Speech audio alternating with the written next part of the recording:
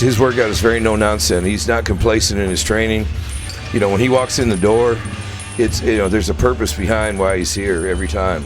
You know, he drives a long way to get here. He probably downs a couple cups of hot coffee, and he's ready to kill when he walks through the door. I mean, we don't talk about the weather. We don't talk about marital problems. We don't even talk about hunting, and there's nothing either one of us love more than hunting.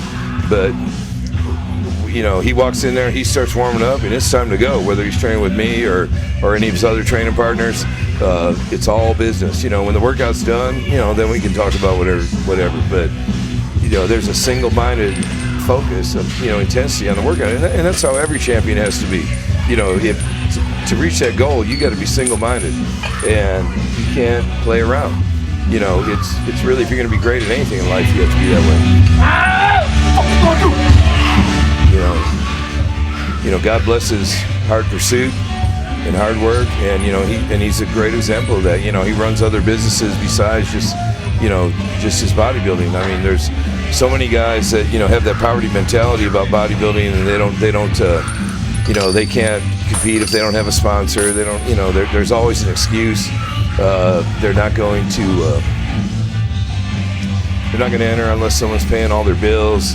You know, he's never been that way. I mean, I remember he was going to college, getting up at 4 in the morning, training peak clients from 5 o'clock till 8 o'clock, going to classes, coming here about 2, training until 3:34, driving back to the other side of Dallas from here and working until 8 o'clock at night, and then going home and studying and doing it all over again, over and over and over and over again, you know, and that's the routine he was on when he became a pro, you know, when he won the Nationals. And for most pros, I would say the hardest journey, especially in America, is actually getting that card.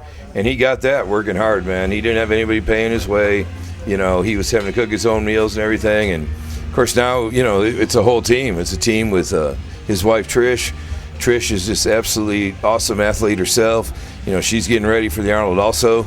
But, you know, I know that she blesses him by feeding him, having those meals ready. This year, we were able to... we were blessed so much in our hunting, more than enough, overabundance of deer. Just me and my family, we were able to hunt some ranches that had an overpopulation, so that the limits of the state weren't implied on us. We were able to take out 28 deer. You know, I eat deer meat nearly every day. He eats a lot of that wild game, deer, elk, buffalo, things like that, which I think also keeps him fuller. You know, he still eats chicken and fish too, but at least he gets a variety of his food. Venison tastes better than steak if you prepare it right. So it's very lean and has less fat and less cholesterol in it than the steak does, and it's very healthy. Just most people I don't think know how to cook it, so I say do it right, so it tastes better than filet. My understanding with Branch is that most of the carbs he eats are going to be early in the day, and he's not going to eat a whole lot of them. I think he's kind of instinctive about that. I know there's times when he's carb depleting more than others. You know, I know he eats frozen hash browns, but they don't have any fat in them at times. I know he eats oatmeal. But the main thing with him, this dude eats meat like a dadgum tiger or a lion. It's like feeding a grizzly bear when you go hunting with him. I mean, you better have a lot of meat ready, or he's not going to be happy. And you know, we went deer hunting back in December, and we had a blast. It was awesome. You know, we'd hunt, and then we'd make a campfire right down by the creek on land that his family has owned for over a century, that they fought and actually took from the Indians. I mean, the history is just so awesome on that land, and there's everything out there. There's hogs, there's turkey, there's trophy deer, there's mountain lion, and, you know, all the varmints that go along with it. And along that creek, there's all kind of fish. You know, we fished in the spring and slaughtered the catfish. It's just a real special place, and it's a really awesome place to go. And you know, that's, you know, instead of going into town to eat, we just I bring my little grill along, and there's plenty of mesquite wood out there. We throw it in there and get the coals going, and we ate deer meat every day, and man, it rocked our world, man. It was awesome. And Branch eats a lot. I mean, Ronnie eats a lot, but I think Branch could beat him, man. I mean, I've never seen anybody eat as much meat as he can eat at one time.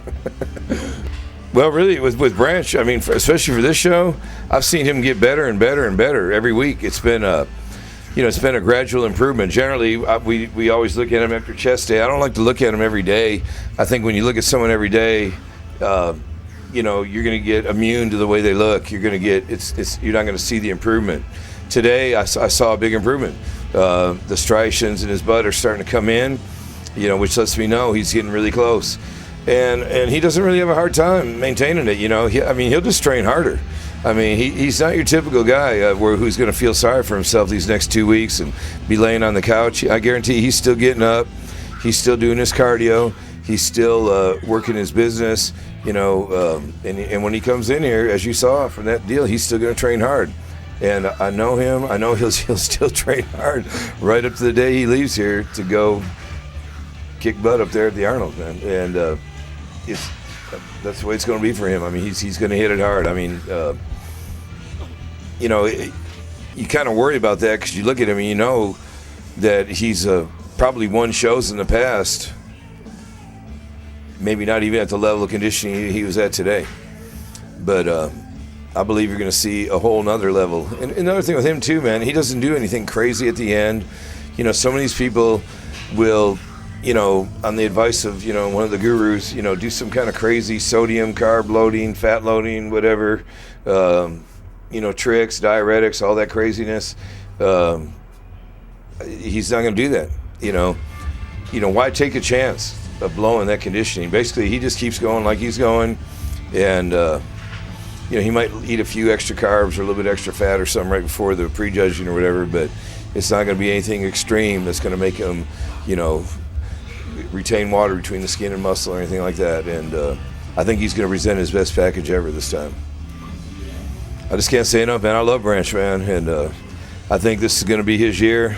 I think special things are going to happen for the whole Warren family. No, this is Branch's next meal. Fish and brown rice.